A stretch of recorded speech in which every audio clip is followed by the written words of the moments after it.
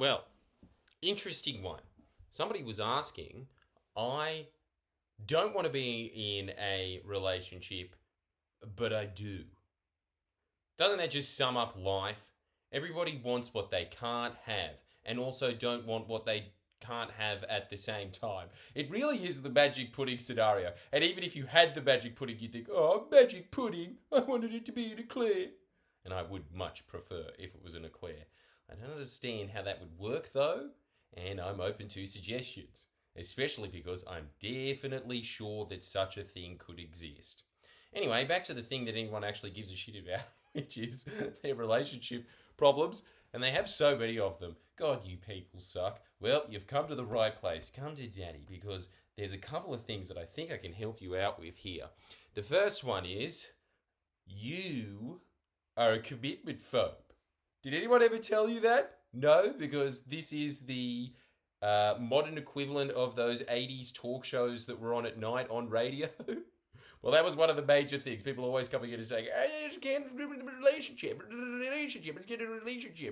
So the thing is, when somebody says, I want to be in a relationship, but I don't want to be in a relationship, I think that what you are saying is that you have the same yearning for human connection that everybody else does, but because you are an island instead of a wave. Do you remember those phrases? Pop quiz is the sound of the pop.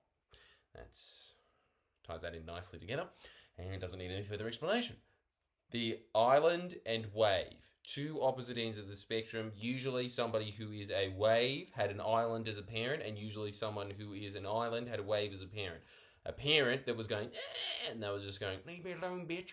And then the other one over here left them alone. So they were always going, why don't you ever talk to me? And disproportionately, women are waves, men are islands. Men are usually commitment phobics for obvious reasons, you know what I'm saying?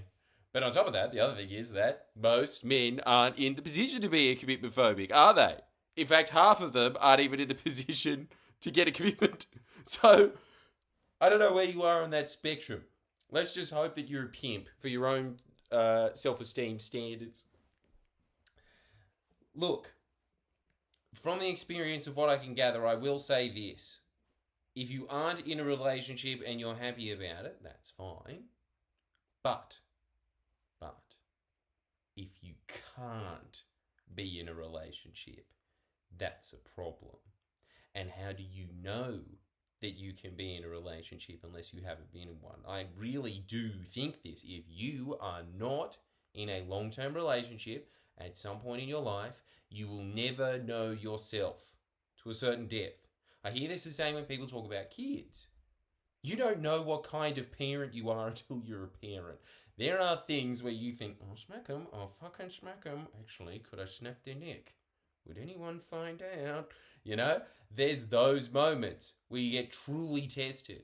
And I think that the same thing on a much lesser degree happens in a long-term relationship. But what is really important about a long-term relationship, I think, is that it creates, as the Liberal Party is always saying, stability. I do think that. I think that if you have somebody that you can tolerate and the other person can tolerate you, and in fact, not just tolerate, thrive and grow together and morph into one tree so you become that tree wizard. One of you's a tree, obviously. That's a living entity in itself. And then the other one is that little face going, I've been here for 1,000 years. I think you do get wisdom from that. This is just from my own experience as opposed to other people, because I do see this pattern a lot. There is a lot of people that are chronically single, and the reason that they are chronically single, they might be able to convince themselves in their head that the reason is because they are, just living that signaled life and their best life. But I think that there is something fundamentally missing because their relationships can't last a little bit longer. The only thing that I would say to you is that you should probably get into one to just test it out, to see how long you can stand before you go, abort! Because it says something about you. Because there becomes a point where even your own personal life, in order for you to excel and become something greater, you do need a support base around you. And this is a win-win scenario as well. I know that I'm sounding like very clinical and scary and autistic about a relationship, but I'm just trying to break it down to the people that are commitment phobics. To the commitment phobics. Doesn't this sound good to you? As opposed to you sitting there in your own little festering weirdness and nobody ever pointing out to you what you're doing there is insane, or keep doing that. So you don't even know the good things that you're doing. You're kind of just sitting there because it's just easy to be with yourself. If you have that and you have that growth, what happens is that both of you start to grow as individuals. And what's really interesting is that you start morphing that third person, which is what all these books talk about, which is that third person relationship. And what's really interesting, I think, is that once you get past the 7-year jitters, there is that period, about the 7-year period, where you just start thinking, I can't do this anymore. I just can't. It's so stressful. After that period subsides, and then you go through another cycle of the relationship grows again, and it has a maturity to it at the same time. Being in a long-term relationship is actually really interesting. It really is. It's a level of growth that you just don't experience when you have these surface level interactions with other people, because anyone will tell you there is a difference between a friendship and a relationship. If there is a relationship, there is a level of, if you are doing it correctly, there is a level of depth there that just can't exist on a friendship level. It can't. And so when people say, like, I just, like, enjoy being... In fact, let me just reread this part again. I just want to see this. Deal with feelings of a romantic relationship. I posted this in previous... Yeah, see? Logically, you don't want one. Well, logically, that's not true at all. You can logically convince yourself of any of these scenarios. This is something that they always say as well. Well, it just seems silly because I'm just young and I should go out and adventure and all that kind of stuff. And yeah, maybe that's true. But look, one thing that I will say that I think was tantamount to my success was the fact that quite early, I found the love of my life. And we kind of just formed a bond together. And as a result of that, we've supported one another over those years. So really, you are getting kind of two people in one. You're doing that Mighty Morphin's Power Ranger thing of being like, you know? That's what happens in a good relationship. You support each other, and as a result, you build each other up to unexpected levels. That's what should be happening in a good relationship. In a good relationship, you're constantly building each other up. That's what happens in a good friendship as well. In fact, you can actually bring it back, right? We're just talking about relationships in terms of the people that you hang around. People that you're hanging around should be building you up. Why would you be scared of being in that? Why is that logically a bad thing? That's the ideal. The ideal is to be in a stable relationship where, you know, you just don't have to think about getting pussy all the time because it's there. And also on top of that, there is actually somebody giving you massive dirties if you do go out and get pussy, right? You want that. You actually do, because it puts restrictions on your life. And ironically, when it comes to self-help, when it comes to your life, when you have restrictions on your life, ironically, your life becomes freer. I know that sounds counterintuitive, but it's kind of just like when you have unlimited options in life, you kind of just sit there paralyzed. When your life starts taking shape and it says, nah, you're going this way, nah, you're going this way, nah, you're going this way, see that as an opportunity for you to flourish creatively. It is the same thing that I'm always talking about with Ren and Stimpy. Ren and Stimpy was really disturbing as a cartoon when it was on Nickelodeon. But when it became adults only Ren and Stimpy, it was just, you could do whatever you wanted to it. And so the things didn't, like the sinisterness and disgustingness wasn't hidden in a few layers of innocence, which is where the creativity came from. How do we hide this grotesque thing instead of, there's an idea, chucked out? It just didn't have the same restrictions to it.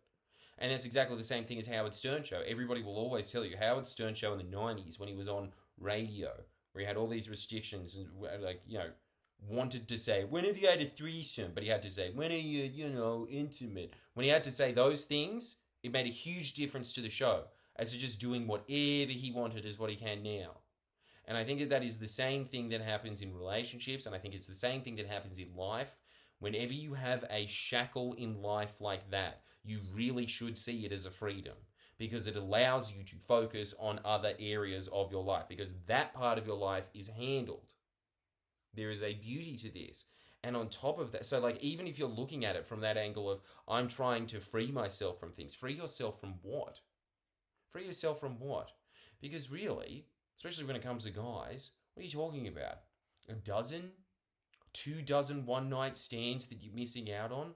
Let's be honest, how many of those are actually good? 5? Most of them are just awkward. They're not fun. So it's honestly up to you, obviously, that, don't want to pry into your personal life so much. But when you are sitting there trying to count out all of the reasons for what is emotionally being told to you, which is that you want to be in a relationship, but you are sitting there and saying that you don't want to be in one, I think that is commitment phobia. I really do. And I think that all it really takes, like with everything in life, you can just rewire the meaning in your head so that it can mean the exact opposite. I'm telling you now, you can make the logical argument that being in a relationship is the logical step forward.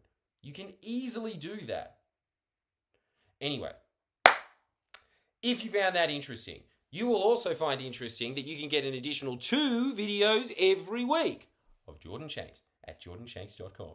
Actually, it's patreon.com, but it's the Jordan Shanks thing, and you can click on it, and you can go on the Wayne Dyer level and get 2 extra videos a week, or you can get the Jim Rohn level and get an extra 1 video a week. And I highly recommend you do, because making that small investment in yourself will see returns. That is an investment. That is not you just giving money like in most Patreons of, you get to see little anime pictures of myself as a woman, right? Like, this is something that will benefit you. It is like going to university. It's called the School of Life, can't get used to it. But it is things that you will actually use. 95% of what you learn in university, purely academic. Interesting to a bunch of brains that sit around there going, space is actually this big. When are you going to use that, huh? Tell you what you will use in life, though. I'm scared of a relationship. Shut up, you little bitch! Psh! You are paying for those slaps. And if you are a member, tell everybody that it's worth it. Tell everybody that it's worth it. It is worth getting those extra 2. Hey, shut your goddamn trap! All right, I'll see you around. Like and subscribe.